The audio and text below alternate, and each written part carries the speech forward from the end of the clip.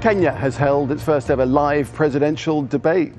It came ahead of the presidential election on the 4th of March. The debate focused on social and economic policies as well as racial issues. One of the candidates is the Deputy Prime Minister Uhuru Kenyatta. He's due to stand trial at the International Criminal Court over the post-election violence back in 2007. He denies the charges. Tribalism is a cancer that has afflicted this country for a very long time and has been a source of conflict, has been a source of death, has been a source of destruction of property. And this we saw the worst of in the post-election violence of 2007. Well, let's hear now from Peter Gresta, who's got more from Nairobi. This is without doubt the most watched television event in Kenya's history, perhaps the most important of this entire election campaign. According to the organisers, about 40 million people here in Kenya and around the world will be tuning in.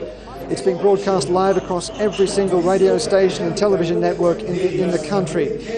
But the question is whether it will actually change anything, because a lot of the analysts are suggesting that this campaign is polarising along ethnic lines, and of course people can't change their ethnicity, so they will tend to vote for the candidate who represents their tribe.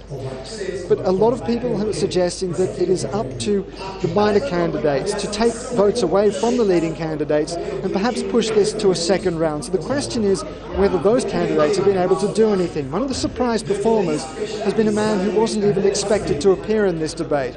Mohammed Dida, who is one of the candidates who was barely polling on the charts, who's barely getting single figures in the opinion polls, has really taken this debate by storm. He's a man who has really shone in this debate. But it's unlikely that he will be able to take away votes from the candidates and push this to a second round on his own. But the bottom line is that because this is the first debate of its kind, it's almost impossible to assess the kind of impact it will ultimately have on the election.